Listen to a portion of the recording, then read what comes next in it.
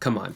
You can't tell me this Baby Yoda isn't the cutest Lego you've ever seen in your life. And, even better, he comes out. He comes out. Hey yo, what's going on everyone? Nathan here. So, are you on the market for a new MacBook Pro, but aren't sure if you should go with one of the newer models or if you should save some money and go for last year's generation? Well, in this video, I'm going to go through the differences between the two laptops. They're honestly both great laptops still, and I want to help you decide whether or not it's going to be worth that extra money to pick up one of the newer models for the improved features in it, or if you should save that money depending on what you do and just go with one of the older models. So if you're ready for that, then let's get into it. So to lay a quick foundation, the 2020 13-inch MacBook Pro starts at $1299 for the base model, and this comes with the M1 chip, which has an 8-core CPU, an 8-core GPU, and a 16-core neural engine, and this gives it 8 gigabytes of RAM and 256 gigabytes of internal storage. The base version of the 14-inch MacBook Pro starts at $1999, and this comes with the M1 Pro chip, and this gives it an 8-core CPU, a 14-core GPU, a 16-core neural engine, 16 gigabytes of RAM, and 512 gigabytes of internal storage. So since the base model of the 14-inch, its internal storage starts at double what the 13-inch starts at, to make this more comparable, we're going to assume that you're going to get the upgraded internal storage for the 13-inch, if you're on the market for that, to bring it up to 512 gigabytes as well. So it makes these a little more even and in terms of like what you're looking for in a laptop. And so that increase in internal storage will bump the price up $200. So now you're looking at $1999 for the 14-inch, and you're looking at $1499 for the 13-inch. And so there really is only a $500 difference between the two laptops here, and so we're going to see if the differences between the two make up for that $500. So since both of these laptops have Apple's own silicon inside of it, the M1 chip inside of the 13-inch, and the M1 Pro chip inside of the 14-inch, either way, the chips are very powerful and efficient, and so you're going to be able to breeze through day-to-day tasks with either laptop. The M1 chip is still very capable to this day, even though now it's a couple years old.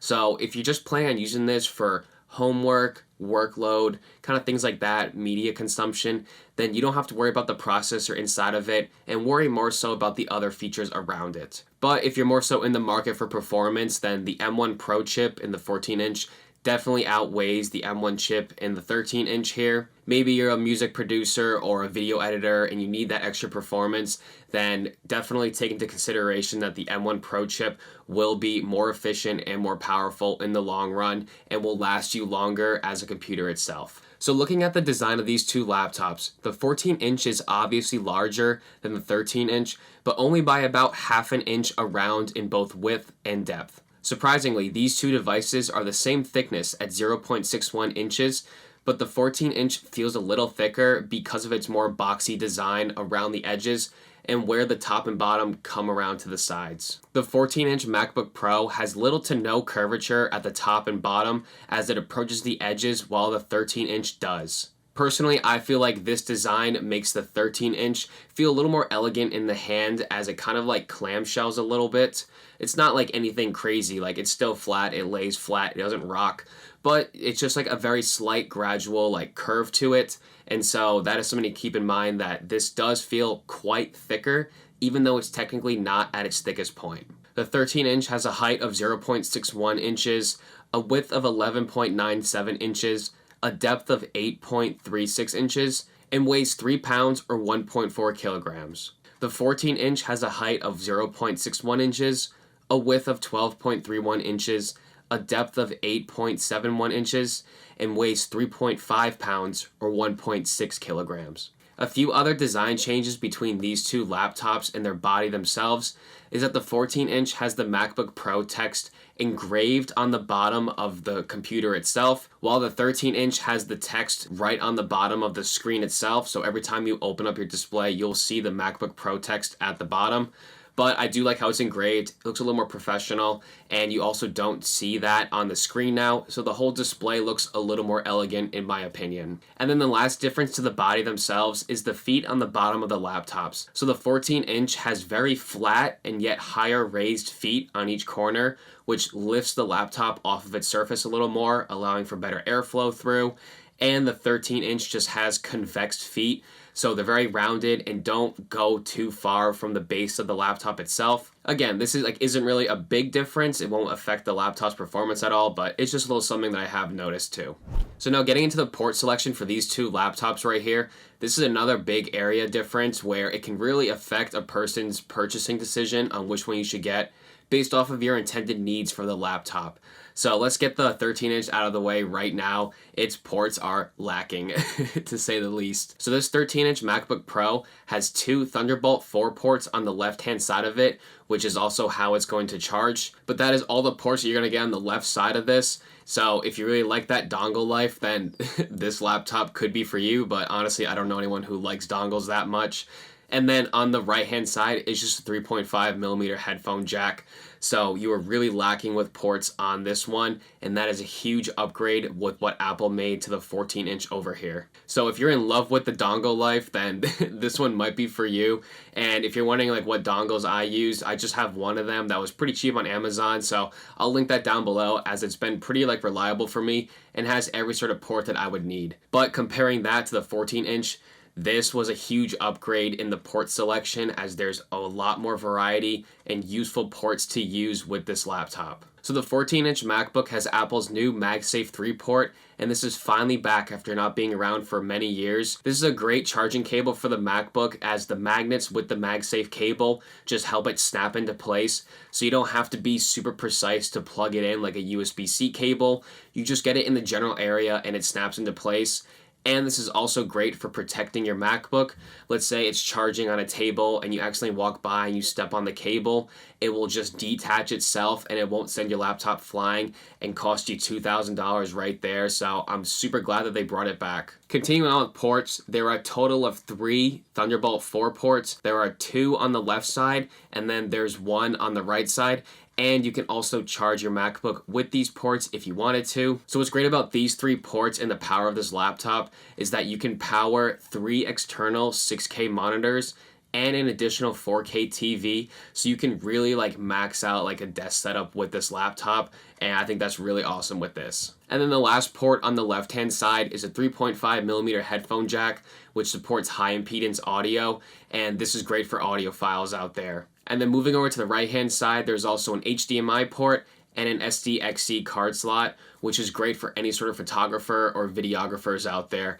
And I know that I plan on using this port all the time, as I already have been. So the port selection on the 14-inch absolutely bodies the 13-inch over here, as this is just honestly kind of weak. So this is going to take a lot of dongles. This will save you a lot of time and money with dongles, as you can just plug a lot of stuff right into it. And so I really do appreciate that about this device.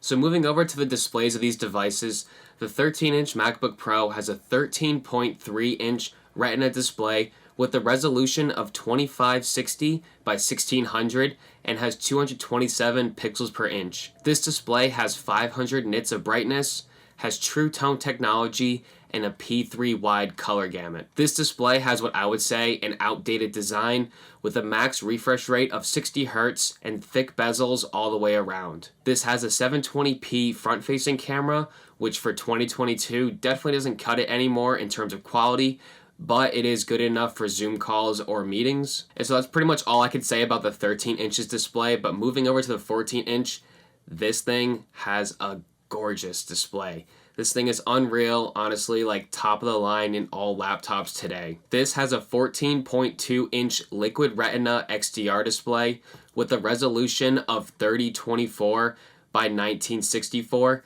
and has 254 pixels per inch. The XDR stands for Extreme Dynamic Range and allows for a 1,000,000:1 contrast ratio. This has XDR brightness up to 1000 nits and 1600 nits peak brightness while viewing HDR content, but still maintains 500 nits for SDR video footage. This display also has True Tone technology and the same P3 wide color. So another long overdue feature in Apple laptop displays has been the ability to have a 120Hz refresh rate, and Apple finally put that into the new MacBook Pros for 2021, and this comes in the form of their ProMotion technology. This technology allows the laptop to have a variable refresh rate up to 120 hertz depending on how you're using your laptop. So if you're just skimming the web, or if you're just doing something like typing a paper and it doesn't need to have that fast refresh rate, the laptop's smart enough to slow the refresh rate down for you without you noticing, and this will help conserve battery so you're just not blowing through. But as soon as you pick it up, maybe you're gaming or you're doing something high intensive on your laptop, it'll kick it right back up for you at 120 hertz, and it looks buttery smooth. Like going from the 14-inch to the 13-inch, the 120 hertz really shows as it's buttery smooth, just moving the cursor around. So I love that about this display. The 14-inch also has an upgraded 1080p front-facing camera, which does look a lot better than the 720 on the 13-inch, which was a much-needed upgrade in my opinion as well. So all in all, with the displays, the 13-inch does still look really good. It's just not quite the same level as the 14-inch. But I think it really just depends on how you're going to use them. If you need high accuracy and just a really bright screen for any sort of like video editing or photo editing, then definitely go with the 14-inch. But if you're just using it for day-to-day things or schoolwork or homework, kind of like with the processor, then the 13-inch you can't go wrong with. So now moving over to the keyboards on these two MacBooks, they both offer extremely pleasant typing experiences. They both have the same backlit Magic Keyboard, but with a few slight differences. First and most noticeably is that the 14 inches keyboard has a black back to it, which I think makes the keyboard look a little sleeker instead of each key popping out from the aluminum like on the 13-inch. The 13-inch has Apple's Touch Bar at the top, and this replaces a normal set of function keys, and I personally have not gotten to use this Touch Bar much at all myself, but my little brother has had this laptop now for over a year, and he has no complaints with it and said that he really does like it. So again, it just depends if you're a person who is very familiar with function keys and uses them all the time or not, and the Touch Bar does offer some features that the function keys can't offer you. With the 14-inch MacBook Pro, Apple got rid of this Touch Bar and instead went for a full row of function keys. Both keyboards have a Touch ID button at the top right of the keyboard, but the 14's button is a little larger and the sensor itself is indented, which makes it easier to make sure that your finger is in place and in the right spot for it to read your fingerprint. They both work well and are accurate, but I do prefer the design of the 14 inches keyboard as its Touch ID button is larger, and I really do like that little groove where your finger can sit in it, as opposed to the 13 inches, which is just like a flat piece of glass. And the last small difference between the two keyboards is that the 14-inch has a full-size escape key at the top left-hand corner, and the 13-inch has like a half-size one, and that's just to give more room for the touch bar, but I do like how there's a full-size one on the 14-inch. Luckily, both laptops have the exact same large Force Touch trackpad. I think that these are some of the best trackpads on any laptop I've ever had, and beforehand I was on the Surface Book 2 and I thought that trackpad was great, but just going from that to this one, these are phenomenal. They're super large, it gives you a lot of room to work with. The haptics inside of them are super responsive and you can easily tell when you click something, and these are just like top of the line trackpads, and it's the same for both of them, which is great. So now quickly touching on the speakers of these two laptops, the 13-inch has stereo speakers with high dynamic range and have wide stereo support, while the 14-inch has 6 high-fidelity speakers with force-canceling woofers inside of them, and this also supports spatial audio. In general, both laptops do sound really good and have great speakers for laptops, but right off the bat, as soon as I started playing them, the 14 inches do sound quite a bit better. I just think it sounds a little more full, a little more wide, and there definitely is more bass inside the 14. So if you're just looking for like more kind of media or just playing music, and if that really matters to you that much, then I would definitely go to an Apple store and just test them out, see like how much difference it is. I'm telling you, like, it's not night and day, but you do hear a little bit better audio quality coming from the 14-inch. So the only downgrade that I can find with the 14-inch coming from the 13-inch comes in battery life. So Apple claims that the 13-inch can get 20 hours of battery life on a single charge, while the 14-inch can only get 17 hours of battery on a single charge. And again, 17 to 20 hours on a laptop is great in itself. So I don't think you should be worrying about that, and I don't think that should play too much of a role in your decision with picking these. But it is something that I want to point out. The 13 inches battery should be a little better.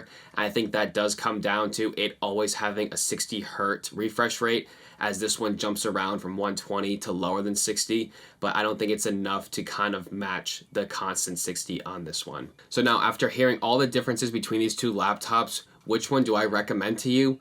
Well, I know it's like a very generic answer, but it really just comes down to how you're going to use your laptop.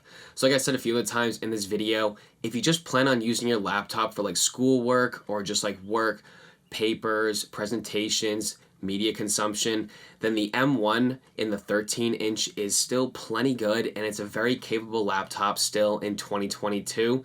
I don't think you're going to be missing out on anything, and saving that $500 could be a huge benefit for you. So definitely keep that in mind.